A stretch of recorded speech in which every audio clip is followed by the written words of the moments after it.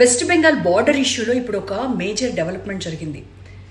నిన్నటిదాకా అధికారంలో ఉన్నటువంటి టీఎంసీ, మమతా బెనర్జీ నేతృత్వం ఉన్నటువంటి టీఎంసీ ప్రభుత్వము బీఎస్ఎఫ్కి ఈ బార్డర్ ఫెన్సింగ్ కోసం అవసరమైనటువంటి ల్యాండ్ ఇవ్వడానికి ఎందుకో అంత ఇంట్రెస్ట్ చూపించలేదు.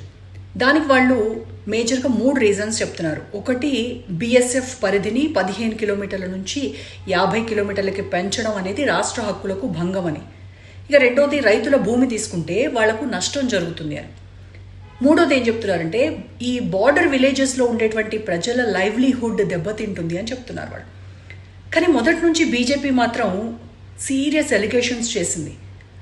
అక్రమ వలసదారులపై కఠిన చర్యలు తీసుకోవట్లేదు టీఎంసీ గవర్నమెంట్ అని, వాళ్ళను ఒక ఓటు బ్యాంకు రాజకీయంగా ఉపయోగిస్తున్నారు అని ఆరోపించింది.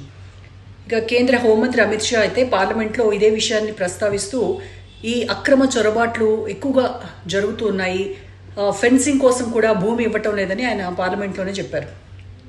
కానీ ఇప్పుడు పరిస్థితి పూర్తి భిన్నంగా మారిపోయింది. ఎందుకంటే బీజేపీ ప్రభుత్వం అధికారంలోకి వచ్చింది. అధికారంలోకి వచ్చిన తర్వాత వారం రోజులు కూడా కాకముందే బీఎస్ఎఫ్కి ల్యాండ్ ట్రాన్స్ఫర్కి గ్రీన్ సిగ్నల్ ఇచ్చేసింది. అంటే ఇక్కడ స్పష్టంగా కనిపిస్తోంది ఏంటంటే టీఎంసీ ప్రభుత్వం ఏదైతే ఇవ్వడానికి ఆలస్యం చేసిందో అది బీజేపీ ప్రభుత్వం సీరియస్గా తీసుకొని వెంటనే రంగంలోకి దిగి పని కానిచ్చేసింది.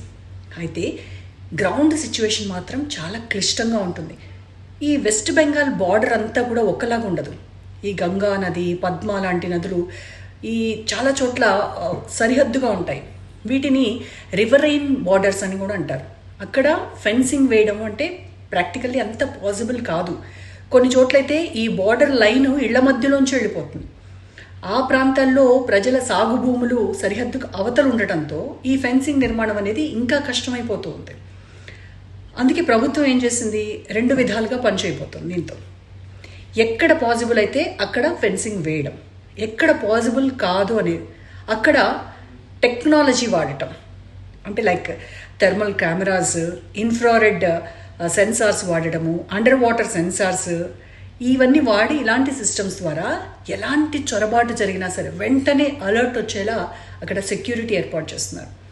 సో మొత్తానికి టీఎంసీ ప్రభుత్వం అనేక కారణాలు చెప్పి ఆపేసింది. బీజేపీ ప్రభుత్వం పని స్టార్ట్ చేసింది.